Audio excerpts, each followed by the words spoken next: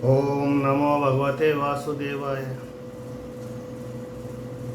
श्री कृष्ण गोविंद हरे मुरारी, हे नाथ नारायण वासुदेवा।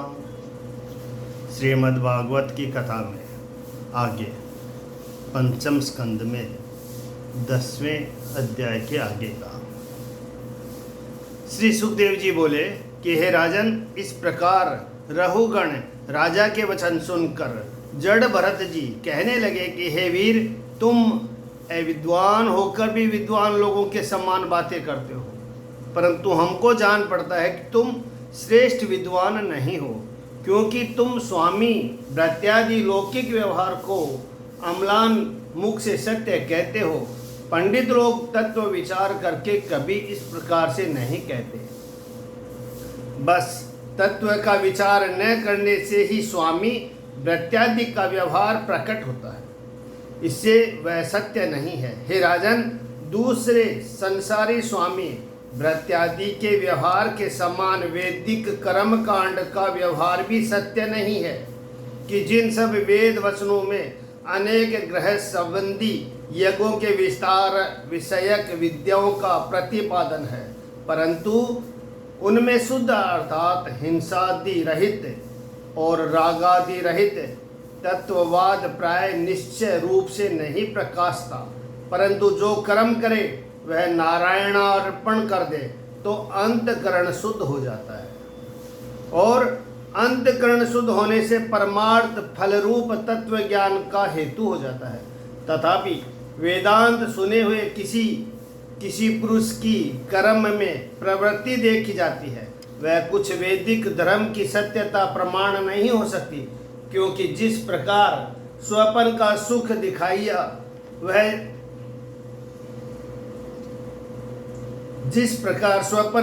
दिखाया वह जैसे अनित्य होने से त्याग करने के योग्य है, ऐसे ही गृहस्थी का सुख भी दृश्य और अनित्य होने से अग्रहणीय है।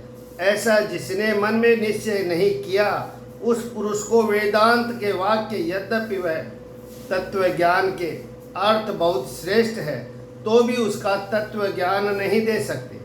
हे राजा परीक्षित, रहुगण राजा के प्रपंच रूप जगत को जो सत्य कहा था, विप्र रूप योगीवर जड़ भरत जी ने इस प्रकार उसके वाक्यों का खंडन किया और फिर उसकी कही हुई संसार की नित्यता खंडन करने के लिए बोले कि हे वीर, जब तक पुरुष का मन रजोगुण, सतगुण और तमोगुण के वश रहता है, तब तक ही वह निर्कुंश रहकर ज्ञानेंद्रियों और कर्मेंद्रियों से धर्म अधर्म का विस्तार किया करता है, और यह केवल मन पाप पुण्य की वासनाओं से युक्त है, और वही आत्मा के शरीर धारण करने का हेतु आत्म स्वरूप है। इससे यह सब विषयों के रंग जाता है, उससे विषयों के द्वारा चलायमान और विवृत अर्थात कामादि परिणाम युक्त हो जाता है, परंतु यह मन पंच महाभूत और इंद्रियों की 16 कलाओं के बीच के मुख्य है। वही अलग अलग नाम सहित पशु पक्षी आदि विशेष विशेष देह धारण करता है, और उन देहों के कारण से ही आत्मा की श्रेष्ठता व नीचता प्रकट हो जाती है। दूसरे, यह मन संसार चक्र के छल से माया द्वारा शरीर की रचना करके अपनी आत्मा को आलिंगन करता हुआ सुख दुख अथवा मोह जो अपने कर्म की काल प्राप्ति का अनिवार्य समय है, उसको भी सर्व प्रकार उत्पन्न करता है। यह मन ही जीव को अनेक प्रकार की उपाधि करता है, इसे यही जीव को अपने भीतर मिथ्या अध्यात्मक करार कर मैं ही मन हूँ इस प्रकार दर्शाकर भवसागर की लहरों में ग्राम कंटक की नाई छलकर इधर उधर घुमा करता है।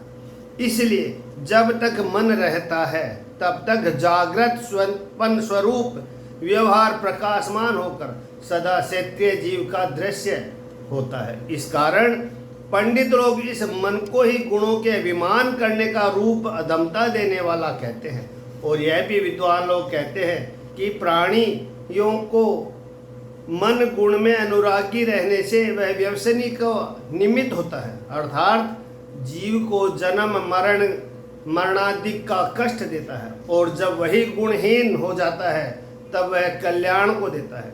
जैसे जब तक दीप घृत और बत्ती को जलाता रहता है तब तक उसमें से धूम युक्त शिखा निकलती रहती है, किंतु दूसरे समय जब कि घृत नहीं रहता तब वह दीपक बुझकर तेज रूप धारण करता है। इसी प्रकार मन भी जब गुण कर्मों में लगा रहता है तभी अनेक प्रकार की वृत्तियों का आश्रय करता है, और वही मन जो गुण कर्मों से अलग हो जाता है तो तत्व रूप हो जाता है। हे राजन, सब वृत्तियां एकादश प्रकार की होती है। उनमें 5 क्रियाकार और 5 ज्ञानाकार और 1 अभिमान। पंडित लोग शब्दाधिक विषय ग्रहणाधिक कर्म तथा शरीर इन 11 प्रकार की प्रवृत्तियों का विषय कहते हैं। वह सब विषय यह है: शब्द, स्पर्श, रूप, रस, गंध, यह 5 ज्ञानेंद्रियां द्वारा ज्ञानकार सबकी वृत्तियों के विषय होती है। और जैसे ग्रहण, गमन, मल्ल त्याग करना, रमण करना आदि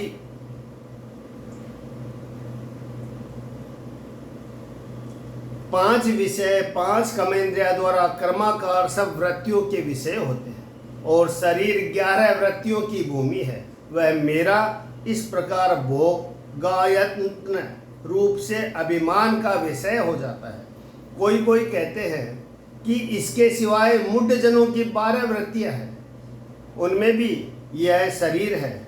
सैया नाम ग्रहण करके विषय हो जाता है। शरीर का नाम पुर है, उसमें जीव अहंकार द्वारा शयन करने से पुरुष कहा जाता है। 5 ज्ञानेंद्रियों के विषय रूप शब्द विसर्गाधिक 5 कर्मेंद्रियों के द्वारा कर्माकार वृत्तियों के विषय में भोग गति करना, शिल्प 11वां स्वीकार करना कि यह ममाकार है, और सैया अहंकार को 12वां आचार्यों ने कहा है।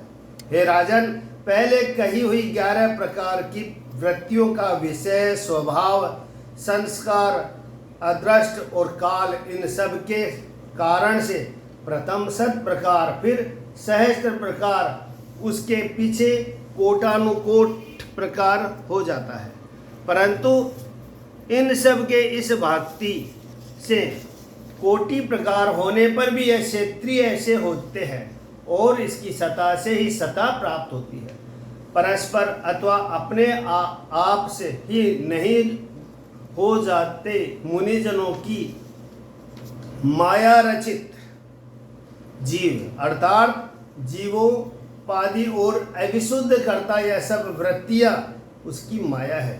यह सब नित्य है, कभी कभी जागृत और स्वप्न अवस्था में आविर्भूत होती है, कभी सुषुप्ति दशा में तिरोहित हो जाती है। क्षेत्रीय आत्मसाक्षी हो इन सब को सबकी अवस्था में देखता रहता है। हे राजन, क्षेत्रज्ञ 2 प्रकार का है, एक जीव, दूसरा ईश्वर। जीव का स्वरूप पहले बतला चुके हैं, अब ईश्वर का स्वरूप कहते हैं, वह सुनो। वह आत्मा अर्थात सर्वव्यापी है, पुरुष अर्थात पूर्ण स्वरूप है, अर्थात पूर्ण स्वरूप है, पुराण अर्थात जीव के कारण भूत है, साक्षात अर्थात अप्रोक्ष है, परंतु स्वयं प्रकाशक रूप दूसरे उसका जन्मादिक नहीं है। और वहाँ पर जो ब्रह्मादि है उनका भी प्रभु है, वह नारायण अर्थात जीव समूह है, उनके अनन्य वास स्थान, और वह भगवान अर्थात ऐश्वर्यवादी संपन्न है, और वासुदेव है अर्थात सब भूतों का आश्रय, और अपने अधीन में जो माया है उसके द्वारा आत्मा में अर्थात जीव में नियामक रूप से वर्तमान रहते हैं। हे राजन, जिस प्रकार वायु प्राण स्वरूप से देह में प्रवेश करके सब चराचर प्राणियों के ऊपर प्रभुताई करता है, वैसे ही क्षेत्रज्ञ आत्मा परम पुरुष भगवान वासुदेव सब जगत में व्यापक होकर उसके ऊपर प्रभुता करते हैं। हे नरेंद्र, यह शरीर ज्ञान की उत्पत्ति होने से जब तक माया को नहीं छोड़ता और सब संग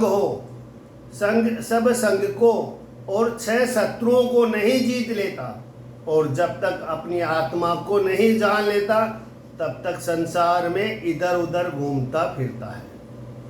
दूसरे, जब तक इस मन को आत्मा की उपाधि का कारण और संसार के सब तापों का क्षेत्र जानकर निश्चय नहीं होता तब तक संसार में छुटकारा नहीं मिलता। हे राजन, मन को संसार के ताप का क्षेत्र क्यों कहते हैं वह सुनो। शोक, मोह, लोभ, क्रोध, राग, द्वेष, इन सब में संयुक्त होकर मन ही ममता को जन्माता है और उससे ही संसारी ताप होता है। इससे मन ही सब संसारी तापों का क्षेत्र है। इस कारण तुम अपने गुरु रूप जो हरि है, उनके चरणों के उपासना रूप जो अस्त्र है, उनको चलाकर सावधान हो, इस मन का विनाश करो। हे राजन, यह मन महापराक्रमी अत्यंत प्रबल शत्रु है। अपेक्षा करने से उसके अत्यंत वृद्धि हो जाएगी और यद्यपि वास्तव में यह स्वयं मिथ्या स्वरूप है तो भी आत्मा को अज्ञान कर सकता है, इसलिए इसकी उपेक्षा मत करो। इति श्रीमद्भागवत महापुराण पंचम स्कंद भाषा टीकाया रहुगण मनोविजय वर्णन नाम 11वां अध्याय। श्रीमन्नारायण नारायण नारायण। ओम नमो भगवते वासुदेवाय। रहुगण बोले कि हे योगेश्वर, मैं आपको नमस्कार करता हूँ। आपकी यह देह परमेश्वर के समान सब लोगों की रक्षा करने के लिए ही है। वास्तव में आप आत्मस्वरूप अर्थात परमानंद का प्रकाश करके आपने अपने देह को तुच्छ समझा है। हे प्रभु, इस द्विजबंधु के वेश से आप अपने स्वतंत्र अनुभव को छिपा कर रखने वाले आपके लिए नमस्कार है। हे ब्रह्मन, ज्वर रोग से ग्रस्त मनुष्य के लिए औषधि जैसे सुखदायी होती है और ग्रीष्म की लूओं से दग्ध पुरुषों के लिए शीतल जल जिस प्रकार शांति करता है, ऐसे ही मेरे लिए आपके यह सब वचन हुए। इस निंदनीय कार्य के मद रूप भुजंग ने जो मेरी दृष्टि को डस लिया था, उस दृष्टि को अब आपके वचन रूपी अमृत की औषधि मिल गई। इस कारण जिस जिस विषय में संशय है वह तो मैं पीछे आपसे पूछ लूँगा। अब पहले तो आपने वेदांत, अध्यात्म ज्ञान, योग में सने हुए वचन कहे, वह सब अति कठिन है। मैं उनको कुछ भी नहीं समझ सका। उनको जिस प्रकार मैं भली भांति समझ सकूं, उस रीति से आप उनकी व्याख्यान कीजिए। इस विषय को जानने के लिए मेरे चित्त में अत्यंत उत्साह हो रहा है।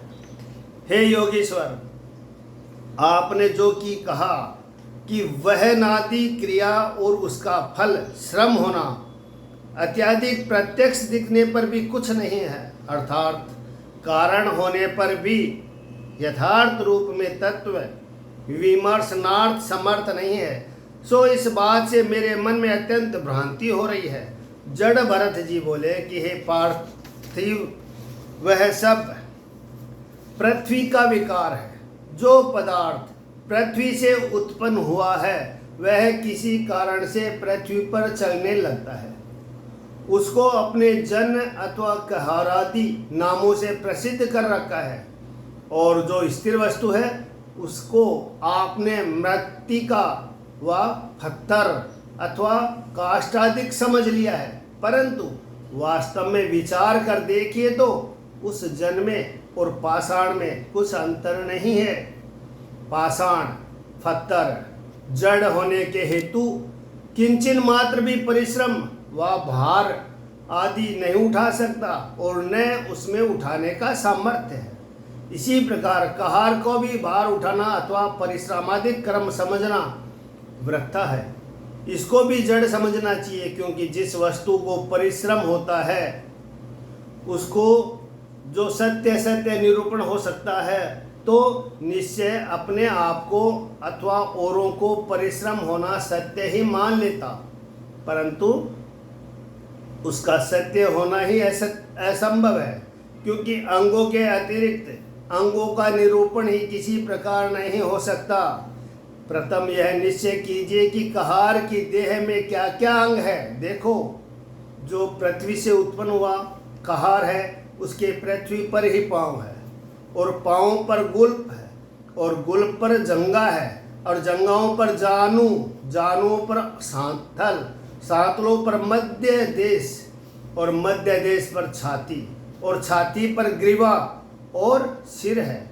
इधर उधर कंधे हैं, कंधों के ऊपर कोई अवयव भी हो सो भी नहीं है। उसके ऊपर काठ की बनी पालकी है, उस शिबिका में कोई अंग नहीं है। उसमें सोवीर नाम एक राजा पार्थिव विकार मिट्टी का धुआ बैठा हुआ दिखता है। इस पार्थिव विकार में ही तुम्हारा आत्माभिमान है कि मैं सिंधु देश का नरेश हूँ और पालकी में सवार हूँ। बस इसी गर्व के मद से तू अंधा हो गया। यह सब बोझा ढोने वाले मनुष्य अधिक कष्ट भोग करके अति दीन मलिन तनु क्षीण हो गए हैं, जिनको देखकर चित्त महादुखी होता है। उनको तूने बलात्कार बेगार में पकड़कर पालकी में जोता है। इस कारण तू अति निर्दयी और महापापी है।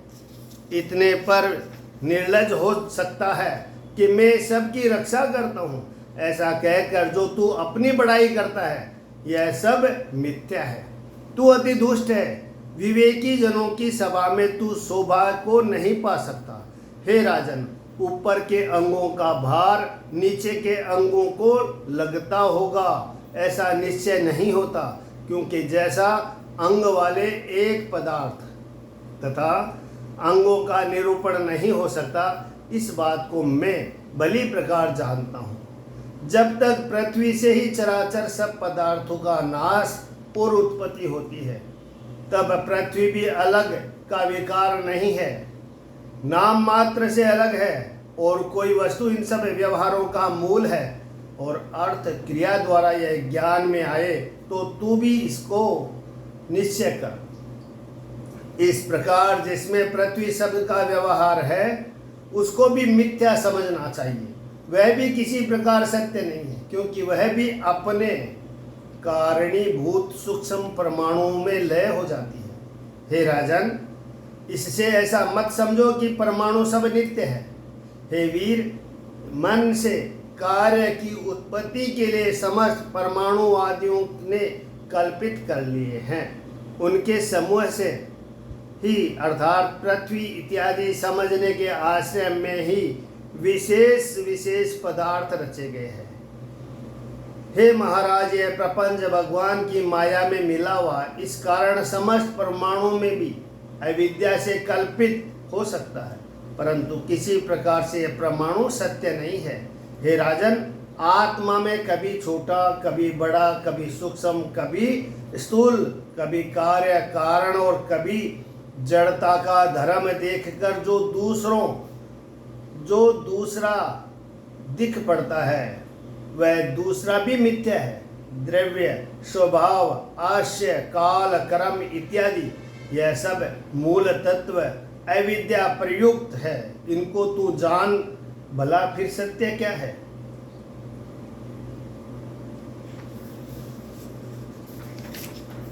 हे महाराज, विशुद्ध जिसके बाहर भीतर दूसरा कुछ भी नहीं है, परिपूर्ण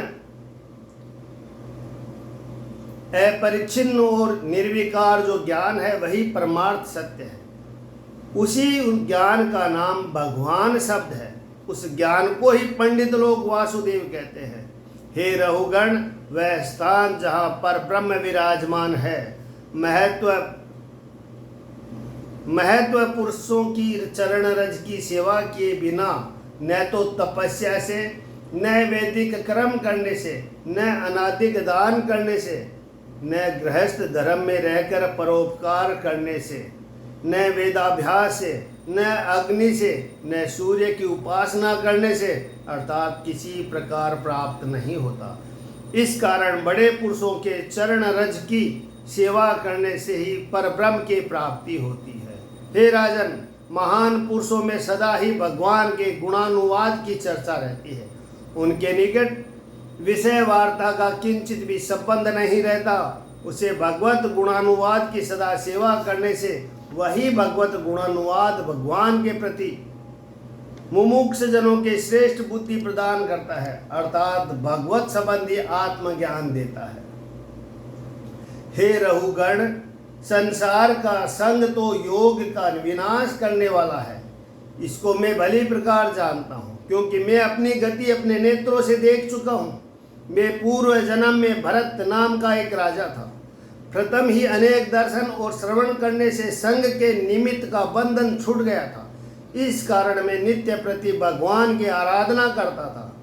फिर देवात एक मृग के संग होने से मैं मृगत्व को प्राप्त हुआ और मेरा सब स्वार्थ नाश को प्राप्त हो गया। परंतु हे वीर, भगवत आराधना भ्रष्ट हो जाने पर भी उद्धार कर देती है। देखो, मैंने पूर्व जन्म में जो भगवान की आराधना की थी, उसे उत्पन्न हुई जो समृद्धि, उसने मुझको मृग देह में भी नहीं त्याग किया, अर्थात पहले जन्म की याद बनी रही। इस कारण लोगों का संग हो जाने के डर से मैं सबका संग छोड़ छोड़कर अकेले घुमा करता हूँ। इसी कारण मनुष्य लोग कुसंग त्याग महापुरुषों के संग से ज्ञान रूप तलवार उत्पन्न कर उससे अपने मोह को काट संसार मार्ग के परे भगवान हरि को प्राप्त हो सकते हैं। क्योंकि सज्जनों के सत्संग से भगवान के सब कर्म दृष्ट और श्रवण गोचर हो जाते हैं और उसी से अंत समय भगवान के स्वरूप में लय हो जाता है। इति श्रीमद्भागवत महापुराण पंचम स्कंद भाषा टीकाय रहु गणनाय जड़ भरत ब्राह्मणेन श्री भगवत कथा स्वरूपनि रूपण वर्णन नाम 12वाध्याय। श्रीमन्नारायण नारायण नारायण। ओम नमो भगवते वासुदेवाय। श्री कृष्ण गोविंद हरे मुरारी। हे नाथ नारायण वासुदेवा।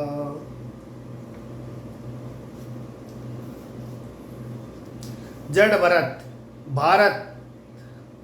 भरत ब्राह्मण फिर रहुगण राजा से बोले कि हे राजन, संसार का मार्ग अति दुर्गम है। उसमें प्रविष्ट होकर रजोगुण, तमोगुण और सतोगुण में विभाग की हुई जिसकी दृष्टि है और कर्म है, उन सब को ही कार्य समझकर देखते वेश्या के सम्मान धन के बटोरने की चाहना से चारों ओर घूमता है, परंतु उस चारों ओर घूमने से भवाटवी अर्थात जंगल में चला जाता है और किसी प्रकार से सुख प्राप्त नहीं होता। हे नरदेव, इस जंगल में बड़े बड़े 6 चोर हैं। वे सब बनियों के झुंड वाले नायकों को अयोग्य देखकर बलात्कार उनका धन लूट लेते हैं। वहाँ पर बड़े बड़े श्रृंगाल भी है, जो कि वणिकों के बीच में प्रवेश करके जिस प्रकार भेड़िया भेड़ को उठाकर ले जाता है, वैसे ही श्रृंगाल बनियों को खींच कर ले जाता है। इस अटवी में अनेक वृक्ष, लता और गुच्छों में ढके हुए गहरे गड्ढे हैं। वणिक लोग वहाँ बलात्कार विश्राम करके भयंकर डांस और मच्छरों से बड़ा उपद्रव पाते हैं। कहीं पर यह वणिक लोग शास्त्रीय गांधर्वपुरी को देखते हैं। किसी किसी स्थान में अतिशय वेग उल्मुखाकार ग्रह यानी पिशाच विशेष का बबुला देख उसको सुवर्ण सम्मान देखते हैं और उसके लेने का लालच करते हैं। वास स्थान, जल और धन, इन सब में इन वणिकों की आत्म बुद्धि होने से उन्हीं वस्तुओं के लिए यह सदा उस अटवी में इधर उधर दौड़ा करते हैं। कहीं आंखों में धूल पड़ जाने से अर्थात पवन से उड़ी हुई धूल के द्वारा नेत्रों में धुंध छा जाती है तो उन धुंधली आंखों से छिपी हुई दिशा विदिशाओं को नहीं देख सकता। कहीं झिंगर बोल रहे हैं परंतु देखने में नहीं आते। उन झिंगरों के झनकार से उनके कानों में दर्द होता है। कहीं उल्लुओं के शब्द से उनका मन अत्यंत व्याकुल होता है। हे वीर, यह सब वणिक इस प्रकार से खिन्न होकर जब भूखे होते हैं तब जिनकी छाया भी पाप का कारण है, ऐसे अपुण्य वृक्षों का आश्रय ग्रहण करते हैं। कहीं कहीं सूर्य की किरणों को जल समझकर उसी ओर दौड़ते हैं, अर्थात मृग मरीचिका के जल को दौड़ते हैं। और कभी वे लोग जलहीन जलाशय की ओर जाते हैं परंतु उसमें गिरते ही अंग भंग हो जाते हैं। इस कारण जितने दुख मिलने की संभावना है उतनी जल मिलने की आशा नहीं। और कभी जब उनके पास अन्न नहीं रहता तब परस्पर एक दूसरे से मांगते हैं। कभी दावानल के निकट पहुंचकर अग्नि से संतापित हो विषाद करते हैं। कभी इसलिए डरते हैं कि कहीं यक्षगण प्राण न ले ले। किसी किसी स्थान में और दूसरे लोगों में सर्वस्व हरे जाने पर विषाद को प्राप्त हो, उस सर्वस्व के लिए शोक करते करते मूर्छित हो जाते हैं।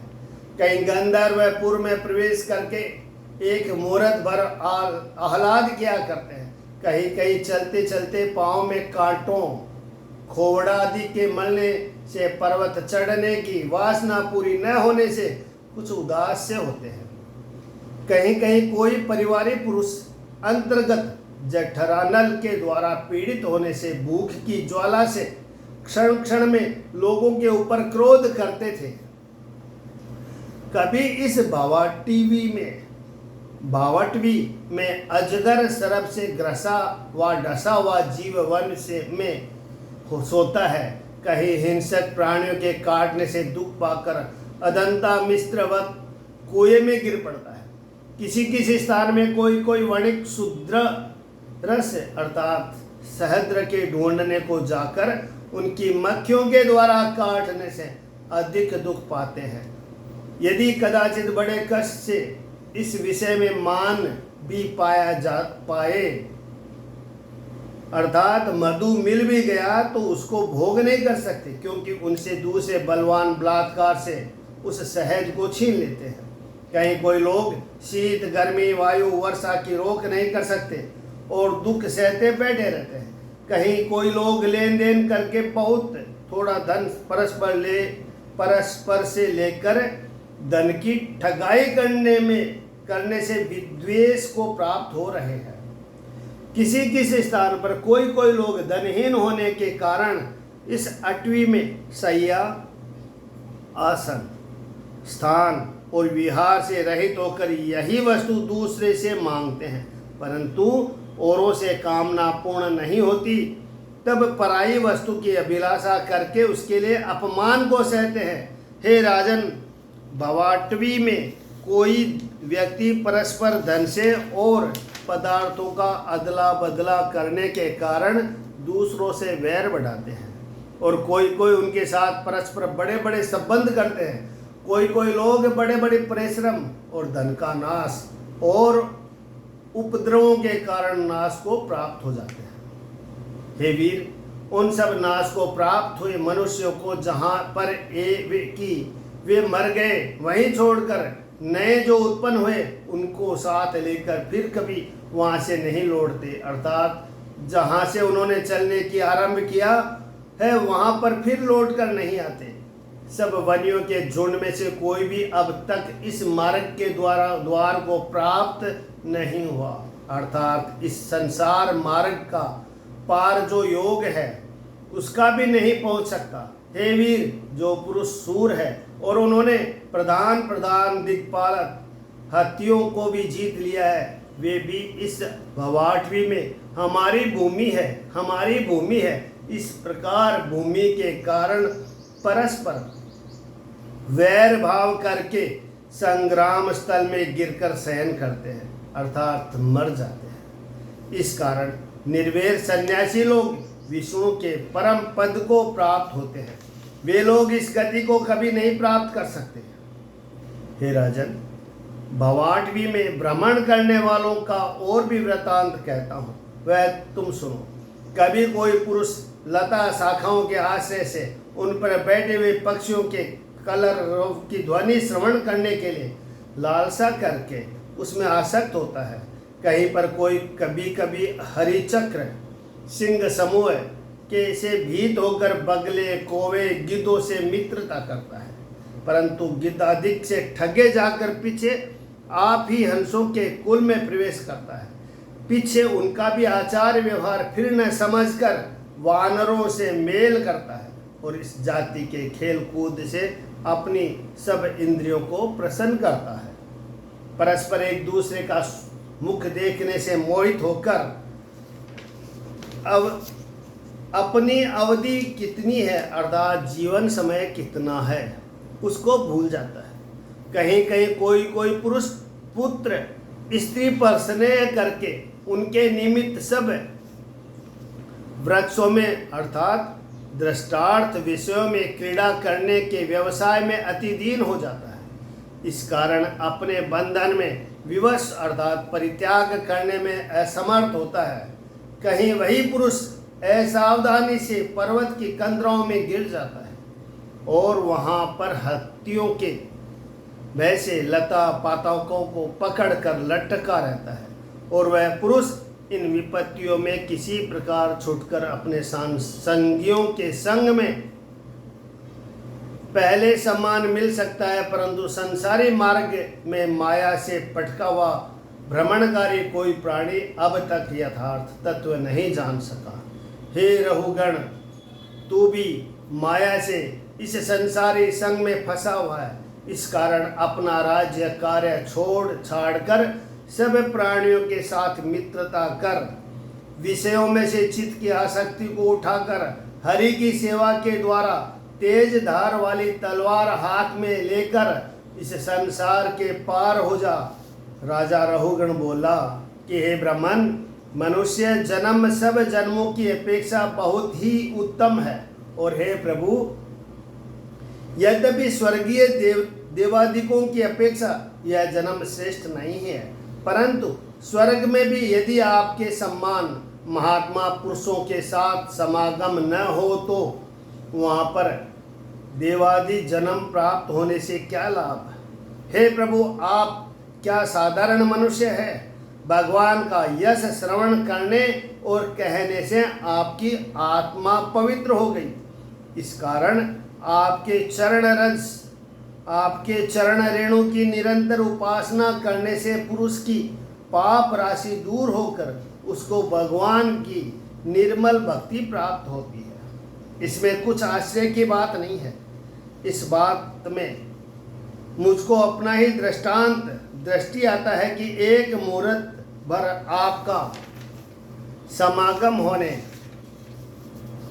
से मेरे कुतर्कों का मूल जो अविवेक था वह विनाश को प्राप्त हो गया। न जाने ब्रह्मवेत्ता लोग किस रूप में घुमा करते हैं। यह न जानने के कारण सबको ही नमस्कार करके कहा कि महत् पुरुषों को नमस्कार, बालकों को नमस्कार, युवा पुरुषों को नमस्कार। खेल में मग्न विप्र कुमारों से लेकर सब ही ब्राह्मणों को नमस्कार करता हूँ और जो भी ब्राह्मण गण अवधूतों का चिन्ह से धारण करके पृथ्वी में भ्रमण करते हैं उनके लिए भी बहुत बहुत नमस्कार। उन लोगों को अनुग्रह राजा लोग के कल्याणार्थ हो।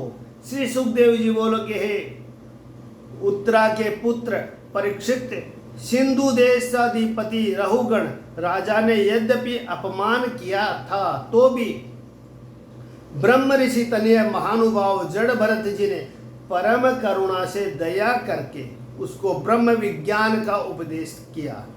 इसके पीछे जब राजा रहुगण ने उन ब्रह्म ऋषि के चरणों की वंदना की तब वे तरंग पूर्ण समुद्र के तुल्य आनंद से पूर्ण हो गए, परंतु उनका अंतकरण सदा ही स्थिर था। जो हो उसके पीछे जड़ भरत जी ने फिर पहले के समान घूमना आरंभ किया। सेवीरपति रहगुण राजा भी भरत जी से तत्व सहित परमात्मा ज्ञान प्राप्त करके तत्वक्षण ही देह में आत्मबुद्धि जो अविद्या के कारण देह में आरोपित हो गई थी त्याग कर दी। हे राजन, भगवान के आश्रय वाले महात्मा भरत जी का आश्रय ग्रहण करने से रहुगण राजा का अहंकार शीघ्र ही विनष्ट हो गया। राजा परीक्षित ने पूछा कि हे भागवतवर श्री सुखदेव जी महाराज, आप सब कुछ जानने वाले हैं। आपने अपरोक्ष वचनों के द्वारा वर्णिक सार्थ सहित रूपक करके जो इस संसार 8वें मार्ग का वर्णन किया, विवेकी पुरुषों की बुद्धि से इसका विषय कल्पित हो सकता है, अर्थात वे लोग बुद्धि के बल से इंद्रियों को दस्युतुल्य और पुत्र कल्त्रादिकों को शरणाल इत्यादि के सदृश जान करके इस विषय को समझ सकते हैं, परंतु अल्प बुद्धि मनुष्य को भली भांति से समझना कठिन है। इस कारण जो कुछ आपने कहा है उसे सभी के समझाने के लिए कल्पना करके उस दुर्गम विषय का समझा कर कहो जो मेरी समझ में सुगम रीति से आ जाए। इति श्रीमद्भागवत महापुराण पंचम स्कंद भाषा टीका रहुगणाय सूक्ष्म भवाटी वर्णन नाम 13 अध्याय। श्रीमन्नारायण नारायण नारायण। ओम नमो भगवते वासुदेवाय। श्री कृष्ण गोविंद हरे मुरारी, हे नाथ नारायण वासुदेवा। हरे कृष्ण कृष्ण कृष्ण हरे हरे, हरे राम राम राम हरे हरे। ओम नमो भगवते वासुदेवाय। जय श्री राम।